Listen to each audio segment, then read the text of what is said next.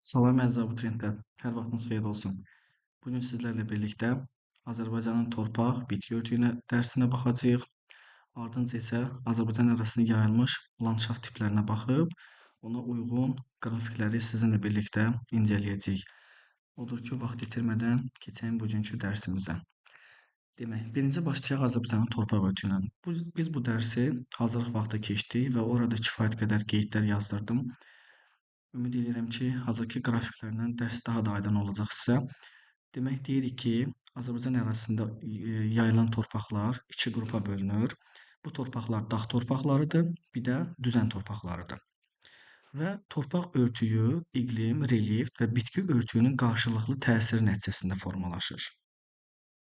Ümid edirəm aydın oldu. İqlim, məsəl üçün deyək ki, mülayim isti iqlim, yarım səhra quru çöl iqlimi, soyuq iqlim.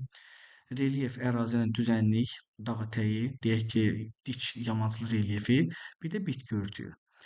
Birinci başlayaq dağ torpaqlarımızdan və dağ torpaqlarının ən aşağı sərhəddində bizdə yerləşir açıq şabalıdı torpaqlar. Açıq şabalıdı torpaqlar yayılıb təqribən 400 metr hündürlükdə və onun səciyyəvi olduğu, yəni yayılma iqlim tipi səhra quru çöl iqlimidir. Yəni yarım səhra quru çöl iqlimidir. Açıq şabalıdır. Ardınca gəlir hündürlüyə doğru qalxdıqca tünd şabalıdır. Yəni bunun ikisinə birlikdə sadəcə şabalıdı da deyə bilərik. Tünd şabalıdır. Tünd şabalı torpaqlar artıq yayılıb mülayim isti iqlim tipində və şabalıdı torpaqlar ölkə ərazisində Böyük Qafqaz, Kiçik Qafqazın dağ ətəyi, yəni 400, 700, 800 metr hündürlükdə bu qrafikdə görünür. Daha sonra Acınahor Ceyran çöl alçaq dağlığında şabalıdı torpaqlar Gəncə Qazax düzündə, Qarabağ düzündə, bir də Naxçıvan Muxtar Respublikasının müəyyən bir hissəsində açıq və tünd şabalıdı torpaqlar yayılmışdır. Daha sonra baxaq, demək qəhvə və qonur torpağa. Qəhvəyə torpaq mülayim isti iqlim tipindədir. Biz dərsi izah eləyəndə demişdik ki, qəhvəyə torpaqlar nisbətən istini sevəndir. Yəni deyək ki, meşə qurşağının aşağı sərhəddindədir. Daha dəqiq desək, mülayim isti iqlim tipində. Ardınca gəlir qonur meşə torpaqları. Bu torpaqlar isə soyuq iqlim tipi üçün səciyyəvi olan torpaqlardır. Bu torpaqları daxilində də qəhvə torpağın sərhədləri daxilində ölkə arasında həm də qara torpaqlar da yayılmışdır. Ona da ayrıca baxacağıq. Demək, bizə burada nə lazımdır? Bizə lazımdır ki, bilək, demək, qəhvə və qonur dağ meşə torpaqları hansı hündürlükdədir? Azərbaycan ərazisində bu torpaqlar əsasən 700-800 metrdən 2800 metr hündürlüklər arasında dəyişir. Qəhvəyə torpaqlar həmin 2700-800 arasında aşağı sərhəddə, qonur meşə torpaqları isə 2000 metr hündürlüyə qədər gedir. Yəni nisbətən soyuq ərazilərdə yayılıb, iqlimində dedik, soyuq iqlim tipində. Bu torpaqlar yayılıb Böyük və Kiçik Qafqaz dağlarında, Naxçıvan Muxtar Respublikasında da qismən qəhvəyi dağ meşə torpaqları yayılmışdır. Palıd ağacları altında. Daha sonra keçirik, demək, soyuq iqlimlə dağ tundraya. Burada hündürlük 2500, 2000, 2500-dən 3000-ə qədər gedir. Buranın torpaqları, demək, ibtidai torpaqlardır. Yəni Nival buzlaq landşaft tipində yayılmış torpaqdır, əkişinə yararsızdır, aydın məsələdir. Torflu, çimli, buna torflu çimli də deyə bilərik. Torflu çimli dağ çəmən, yumşaq çimli, bir də qara torpağa bənzər torpaqlardır. Bu torpaqlar daxilində, demək, fikir verin, deyir dağ çəmən torpaqları Böyük və Kiçik Qafqazın və Naxçıvanın yüksək dağlığında yayılıbdır. Yəni 2000-dən başlayır, 3000-ə qədər gedir. Dağ çəmən torpaqları. Və bu torpaqlar, üzr istəyirəm, və bu torpaqların əsas yayılma arealı dağ tundra iqlimi ilə soyuq iqlimdir. Burada qeyd olunub. Dağ tundra və soyuq. Demək, bizim dağlıq ərazilərimizdə olan torpaqlara təkrar baxaq. Aşağı sərhəddə 400 metr hündürlükdə açıq şabalıdı torpaqlar, 700-800 metr hündürlüyə qədər tünd şabalıdı torpaqlar, daha sonra 700-800-dən 2000 hündürlüyə qədər qəhvəyi və dağ meşə demək torpaqları, sonra qonur torpaqlar, ardınca da 2000-dən 3000-ə qədər soyuq iqlim və dağ tundra iqlimi daxilində ibtidai torflu, çimli və yumşaq çimli qara torpağa bənzər torpaqlar yayılmışdır. Bu şəkildə. Bunlar bizim dağ torpaqlarımızdır. Burada qeyd olunan nədir? Şabalıdı torpaqlar Buna bəzən boz qəhvəyi torpaqlar da deyilir. Bu torpaqlarda humusun miqdarı 4-6%dir və əsasən üzüm, günəbaxan, taxıl və tərəvəz bitkilərin becərilməsi üçün əlverişlidir. Daha sonra dağ meşə torpaqlarını dedik. Humusun miqdarı burada təqribən 5-10%dir. Aşağı sərhəddə qəhvəyi torpaqlar, yuxarı sərhəddə qonur torpaqlar. Qəhvəyi torpaqlar mülayim isti iqlim tipində, qonur torpaqlar isə soyuq iqlim tipində yayılmışdır. Ardınca dağ çəmən torpaqları, burada qrafikdə dedik. Görürsüz, 2000-dən başlayır, 3000-ə qədər gedir. Yəni təqribən 1800-dən başlayır, 3000 metr yüksəkliyə qədər davam edir dağ çəmən torpaqları. Burada olan torpaqlar əsasən demək, subalp və alp çəmənlikləridir. Yəni buna biz yaylaq da deyə bilərik. Yay aylarında bu torpaqlarda otlaq, yaylaq və biçənək kimi istifadə olunur. Yəni qoyun falan otarılır, heyvandarlıqla məşğuldurlar. Dağ çəmən torpaqlarından da yuxarı sərhəddə torpaq örtüyünün formalaşmadığı qayalıq buzlaq qurşağı da yerləşir. Yəni 3000-dən yuxarıda olan ərazilərdə. Daha sonra dağ çəmən bozqır torpaqları. Bozqır. Bu qəbula düşə bilər. Buna diqqət eləyin. Dağ çəmən bozqır torpaqları əsasən Naxçıvan Muxtar Respublikasında Zəngəzur və Dərələyəz silsilələrinin 2000 metrdən yüksək hissələrində formalaşmışdır. Demək, dağ bozqır torpaqları deyəndə ağlınıza Naxçıvanın Zəngəzur və Dərələyəz silsilələri mütləq şəkildə gəlməlidir. Sonra ayrıca Böyük Qafqazın cənub-şərq yamacında, Şamaxı, İsmayıllı, Kiçik Qafqazın şimalında, Gədəbəy rayonunda, həmçinin Xocabənddə, bunu hazırlıq vaxtı qeyd eləməmişdim. Əslində dağ-qara torpaqları demək Cəlilabadda da var, Qoba-Qusar zonasında da var qismən. Demək, Şamaxı, İsmayıllı, Gədəbəy, Daşkəsən, Şəmkir, həmçinin Xocabənddə 700 metrdən 1500-2000 metr yüksəkliyə qədər olan ərazilərdə yayılıbdır. 700-dən 1500-2000 aralığı haradır? Deyib, bax bu mülayim isti ilə soyuq iqlim tipinin aralığıdır. Bax buradadır. Bu torpaqlarda humusun miqdarı 10-12%dir. Yəni kifayət qədər yüksəkdir. Dəmiyə əkinçiliyində isə dəmiyə nədir? Dəmiyə əkinçiliyi təbii yağış hesabına suvarılan sahələrdir. Özü suvarır, yağış yağır, özü əkin sahələrini suvarır. Və bu şəraitdə burada taxıl, kartof, üzüm və günəbaxan kimi demək bitkilər yetişdirilir. Daha sonra qeyd etmək istədiyim nədir? Sarı torpaqlardır. Sarı torpaqlar haqqında danışanda dedik ki, sarı torpaqlar ölkə ərazisində Lənkəran ovalığında, Talış dağlarının ətəklərində bol rütubətli iqlim şəraitində formalaşan torpaqlardır. Bu torpaqlar dəmir oksidin ferrum 2, oksigen 3, O3 miqdarı çox olduğuna görə sarı rəngi alır. Zəngin humus qatına malikdir və bu torpaqlarda əsasən sitrus meyvəçiliyi inkişaf etdirilir. Yəni Lənkəran Astara zonasında. Buraya narinci, yəni mandarin desək, filxua, limon, həmçinin çay, tütün becərilir. Həmçinin faraj tərəvəzçilik də inkişaf etdirilir. Faraj tərəvəzçilik tez yetişən bitkilərə deyilir. Bu şəkildə. Belə bir qeydi də sizin diqqətinizə çatdırım. Naxçıvan Muxtar Respublikasında seyrək palıd ağacları altında dağ qəhvəyi torpaqlar yayılmışdır. Ümumiyyətlə uşaqlar, yadınızda saxlayın. Naxçıvan Muxtar Respublikasının iqlimi subtropik iqlim qurşağının kontinental tip olduğuna görə, vilayət olduğuna görə deyək də, burada, yəni Naxçıvan özü alçaq ərazidə yerləşir, ətraf ərazilər yüksəkdədir. Materikin daxili hissəsində yerləşdiyinə görə burada rütubətin miqdarı azdır və nəticədə meşə qurşağı yaranmır. Yalnız çayların vadilərində, ətrafında, sahillərində nisbətən palıd ağacları yayılıb, həmin palıd ağaclarının da altında qəhvəyi torpaqlar yayılmışdır. Dağ meşə torpaqlarında da digər növ olan qonur torpaqlar isə ümumiyyətlə formalaşmayıb. Naxçıvanda qonur torpaq yoxdur. Bu oldu bizim dağ torpaqlarımız. Keçək Azərbaycanın düzən torpaqlarına. Düzən torpaqlarımıza aiddir boz qonur torpaqlar, boz torpaqlar, boz çəmən torpaqlar, şoran torpaqlar və şorərkətli boz qonur torpaqlar. Birinci baxaq boz qonur torpaqlara. Boz qonur torpaqlar Abşeron yarımadasında yayılıb, Qobustanda, qismən cənub-şərqi Şirvan düzündə də yayılmışdır. Əsas yadda saxlamalı olduğumuz Abşeronla Qobustandır. Boz qonur torpaqlar. Boz torpaqlarımız Kür Araz ovalığındadır. Naxçıvan Muxtar Respublikasının Arazboyu düzənliklərindədir. Arazboyu düzənliklər. Bu hissədə Arazboy düzənliklərdə haradır? Sədərək, Şərur, Böyükdüz, Naxçıvan, Gülüstan, Yayçı, Ordubad. Ardınca bizim imişlimizdə Mil düzündə, Muğan düzündə, Cənub-Şərqi Şirvan düzündə, bir də Cənub-Şərqi Qobustanda da yayılmışdır. Əsasən hardadır bu torpaqlarımız? Düzən ərazilərindədir. Boz çəmən torpaqlara keçək. Boz çəmən torpaqlarımız Mil düzündə, Muğan düzündə, Şirvan düzündə, Qarabağ düzənliklərində geniş yayılmışdır. Burada bir qrafik sizə göstərim uşaqlar. Bu 12-ni görürsüz, Kür-Araz ovalında. 12-yə nə yazılıb? Boz çəmən və çəmən boz torpaqlar. Bu silim o daha yaxşı görünsün. Baxın, boz çəmən və çəmən boz torpaqlar. Fikir verirsiniz nə qədər geniş ərazini əhatə edir Kür-Araz ovalığında. Davam eləyək. Şoran torpaqlara keçək. Əkinə çox az yararlı, ümumiyyətlə demək olar ki, yararsız torpaqlardır.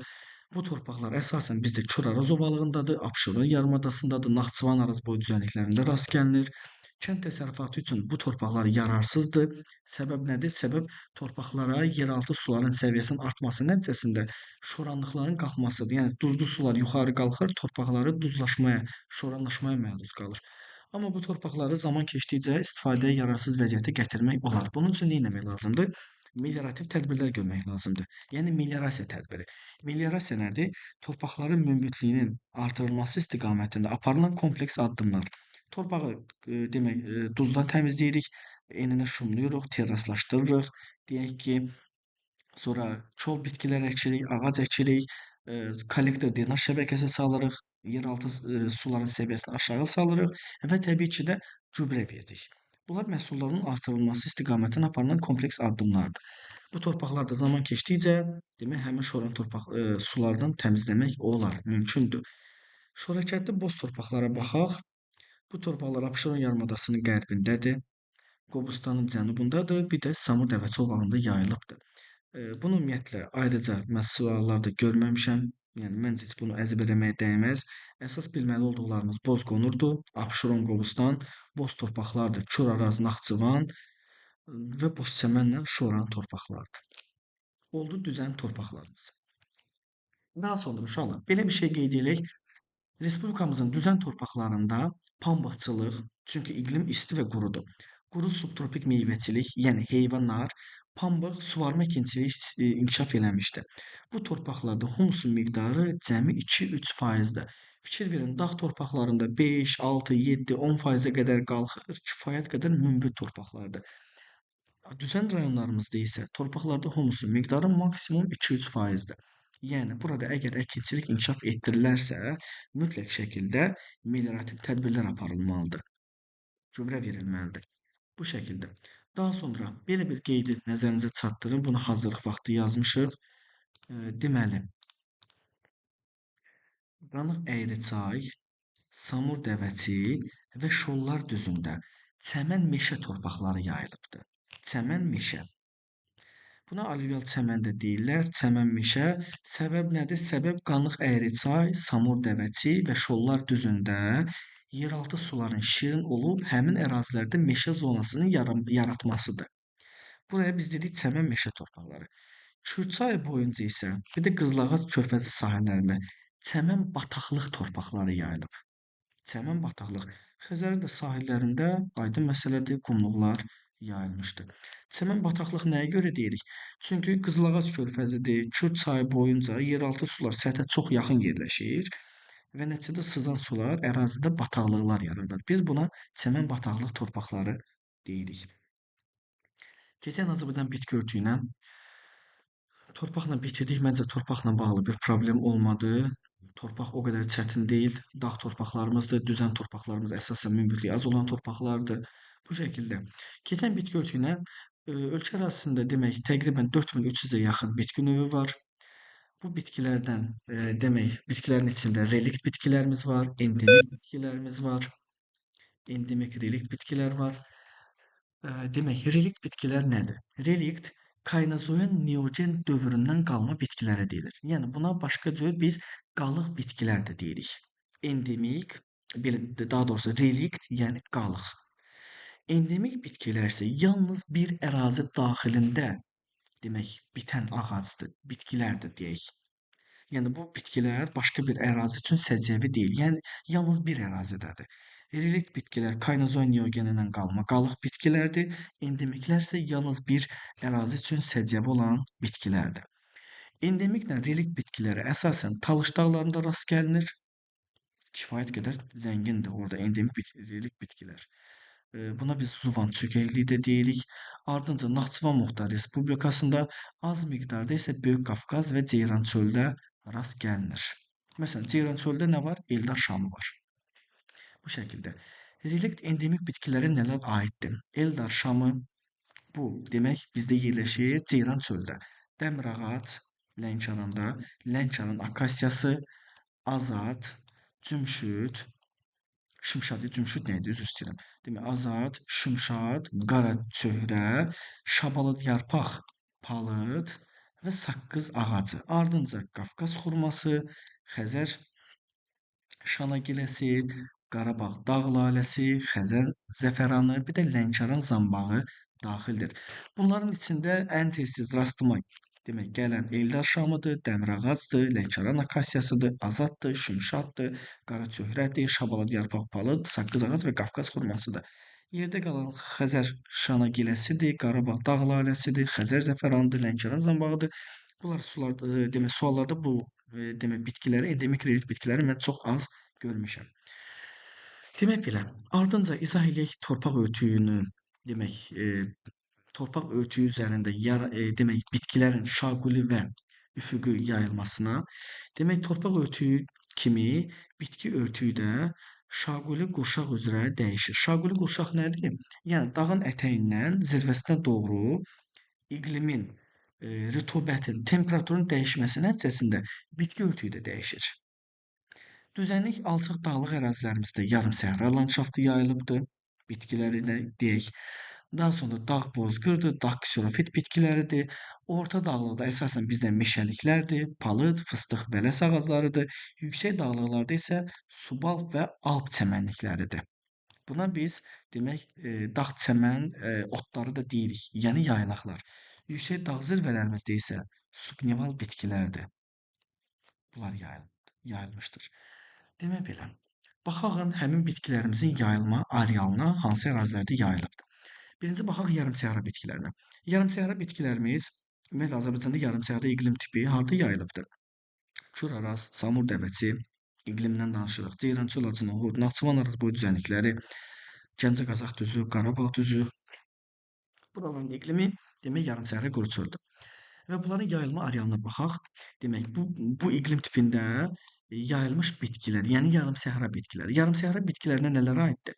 Yovşan, şoran otu, dəvə tikanı, cəvən, kəngiz, bunlarla çox tez-tez rastlaşarsınız. Bu bitkilər əsasən Kür-Araz ovalığında yayılıbdır. Naxçıvanın arazboyu düzənliklərində, Abşeron yarımadasında, Qobustanda, daha sonra Samur dəvəçi ovalığında, Ceyrançöl Acınoğurda rast gəlinir. Yəni tipik yarımsəhra qurçöl iqlimin aid olduğu ərazilərdir. Buranın bitkiləri oldu yovşan, şoran otu, dəvə tikanı, cəvən və kəngiz. Ardınca gəlir dağ kserofit bitkilər. Ümumiyyətlə kserofit bitkilər quraq bitkilərə deyilir. Bu bitkilər isə Talış dağlarının yüksək dağlığında yayılır, bir də Naxçıvan ərazisində də rast gəlinir. Ümumiyyətlə uşaqlar, quraq bitkilər yüksək dağlıqda nadir hallarda rast gəlinir. Azərbaycanda Talış dağlarının zirvələrində yayılmasının səbəbi isə burada landşaftın inversiyasıdır. Temperatur inversiya uğrayır, bitki örtüyü inversiya uğrayır, torpaq örtüyü inversiya uğrayır. İnversiya nədir? Hündürlüyə doğru qalxdıqca deyək ki, əgər yağıntı artırsa, Talış dağlarında azalır.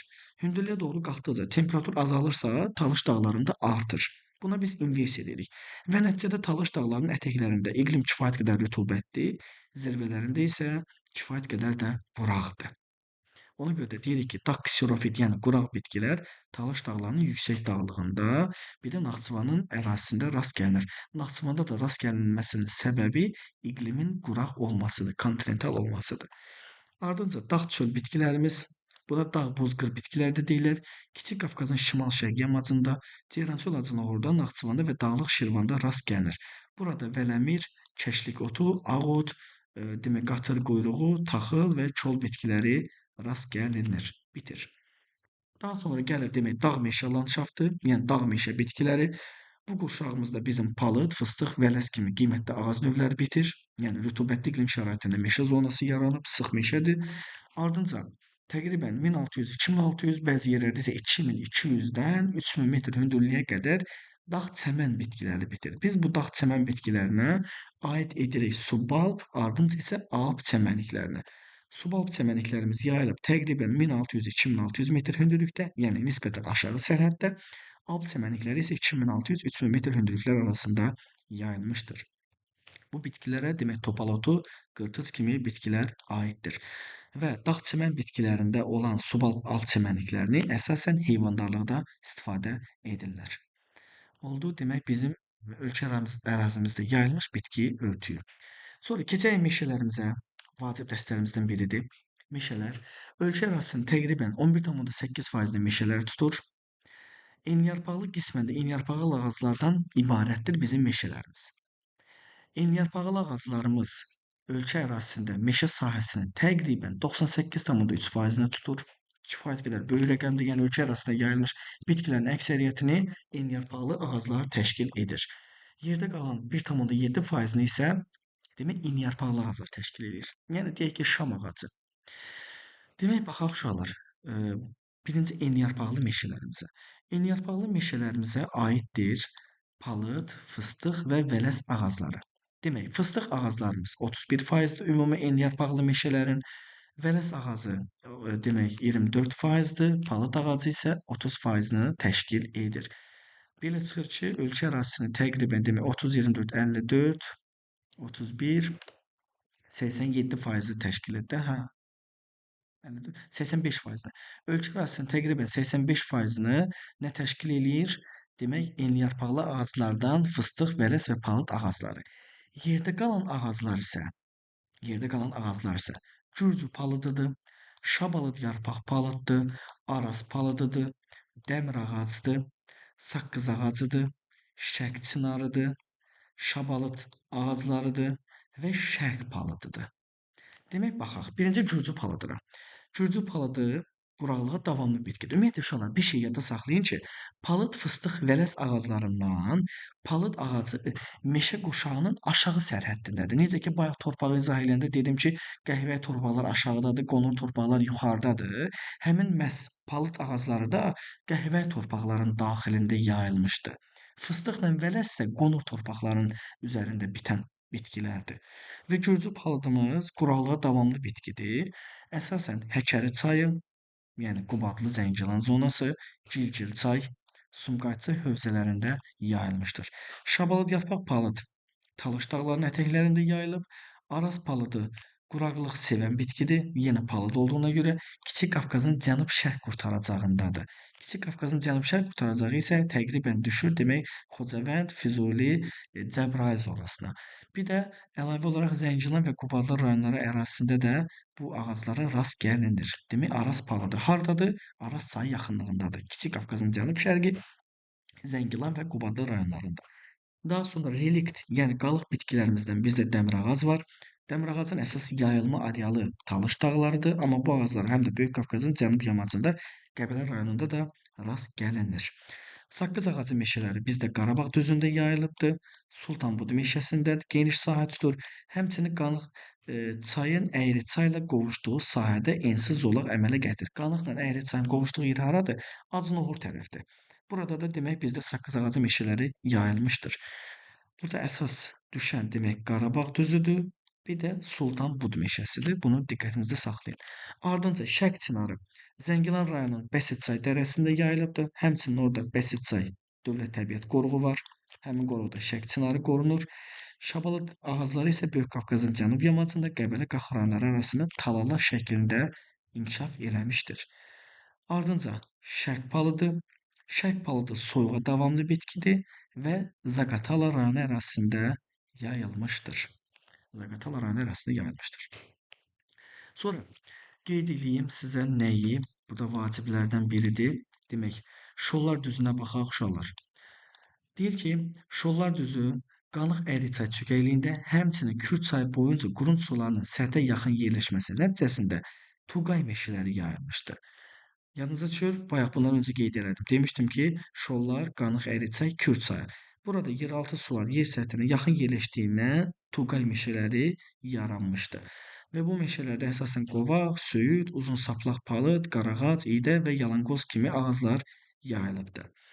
Amma Tuqay meşələrinin böyük hissəsi Mingəçevir su anbarının tikiləndən sonra onun yerində məhv olmuşdu. Yəni 1950-ci, 60-cı illərdə səhv eləmirəmsə su anbarı tikilib. Həmin dövrdə hazırki Mingəçevir su anbarının olduğu yerdə kifayət qədər Tuqay meşələri var idi. Amma su anbarının tikintisi ilə əlaqədar həmin ağaclar məhv olmuşdur, kəsilmişdir. Sonra bunların hamısı, bax bura qədər danışdıqlarım. Enliyarpaqlıdan, gürcü, şabalad yarpaq palıd, araz, saqqız ağacı, şərq çinarı, şabalad ağacı, şərq palıdı. Bunların hamısı enliyarpaqlı ağaclarımızdır. Enliyarpaqlı. Enliyarpaqlı ağaclarımız isə ölkə ərazisinin sadəcə 1,7%-ni təşkil edir. Ölkə ərazisinin yox, ölkədə yayılan meşələrin 1,7%-ni təşkil edir. Və buraya hansı ağaclar aiddir? Qaraçöhrə, daha sonra Eldar şamı, keçək digər səhifəmizə, qarmaqvari şam və ardıc. Əsas bilməli olduqlarımız bunlardır. Demək, qayıdaq əvvələ yenə baxaq. Enliyarpaqlı ağaclarımızdan əsas bizdə qaraçöhrədir, Eldar şamıdır, qarmaqvari şamdır və ardıcdır. Fikir verirsiniz, şam ağaclarıdır. Yəni biz necə ki deyirik, Rusiya ərazisində tayqa meşələri yayılıbdır. Hansı iqlim şəraitində yayılıb? Sərt iqlim şəraitində. Bəs yaxşı, Azərbaycanda bu ağaclar niyə yayılıbdır? Çünki Kaynazoyun 4-cü dövründə ölkə ərazisi buzlaşmaya məruz qalıb və həmin buzlaşmadan da ölkə ərazisində demək sonradan buzlaşma asılandan sonra həmin ağaclar inkişaf eləməyə başlayıbdı. Yəni həmin deyək ki, 4-cü dövr buzlaşmadan qalma bitkilərdir. Qaraçöhrə bizdə irilik bitkidir, yəni qalıqdır. Kaynazoy Neogen dövründən qalıbdır. Böyük Qafqazın cənub-şərq qurtaracağında Qəbələ ilə Şamaxı rayonları ərazisində yayılmışdı. Eldar şamı Ceyran çöldə ellər oyğunda bitir. Həm də orada ellər oyğu dövlət təbiət qoruğu var. Quraq ərazilərin də, demək, quraq ərazilərin xüsusilə də Bakı şəhərinin yaşıllaşdırılması zamanı Eldar şamına demək üstünlük verilir. Yəni əsasən dekorativdir, yəni bəzək kimi istifadə olunur şəhərin yaşıllaşdırılması məqsədi ilə. Ardınca baxaq qarmaqvari şama. Qarmaqvari şam ölkə ərazisində əsasən Göygöl ətrafında yayılıbdır. Bir də Qusar çayın orta axarlarında, plus Zaqatala Dövlət Təbiət Qoruğunda. Təkrar edirəm. Qarmaqvari şam Göygöl ətrafında, Zaqatala qoruğunda, bir də Qusar çayın orta axarında. Oldu qarmaqvari şam. Və burada əsas bilməli olduğumuz Göygöldən Zaqataladır. Bunları testdə düşdüyünü görmüşəm. Sonra arid iqlim şəraitində, yəni quraq iqlim şəraitində bizdə ardıc ağacı bitir. Ardıcın yayılma arealı Acnoğurdur, Türyançaydır. Yəni Acnoğur-Türyançay dərəsidir. Ardınca Ceyran çöldür. Bir də Böyük Qafqazda Girgitçayın hövzəsi ilə Zəngilan rayonu ərazisində də yayılmışdır. Ardıc ağacı. Bunlar da oldu. Demək bizdə nə? İynəyarpaqlı ağaclar. Təkrarlayaq. Qaraçöhrə, Eldar şamı, qarmaqvari şam və ardıc ağacı. Ardıc yayılıb Acnoğurun demək Türyançay dərəsində, Ceyran çöldə, Böyük Qafqazın Girgitçay hövzəsində, bir də Zəngilan rayonu ərazisində. Demək oldu iynəyarpaqlı ağaclarımız. Məncə torpaq bitki örtüyünü ayrıca video şəklində paylaş. Ardınca uşaqlar sizə aşağı düşüm. Ardınca sizə Azərbaycanın landşaftını izah eləyəcəm. Onunla bağlı sizə səhv eləmirəmsə konspekt vermişəm. İsmail də mənim əsas konspektimi götürüb aparıb, neynək? Qaytarar, problem deyil. Bu videonu yüklüyüm. Ardınca demək Azərbaycanın landşaftlarını izah eləyəcəm. Bundan da qəbula 100% sual düşəcək. Belə sağ olun, diqqətiniz üçün. Dərsini də hazırda YouTube kanalına yükləyəcəm. Yorulmayasınız. Allah zihin açıqlıq versin.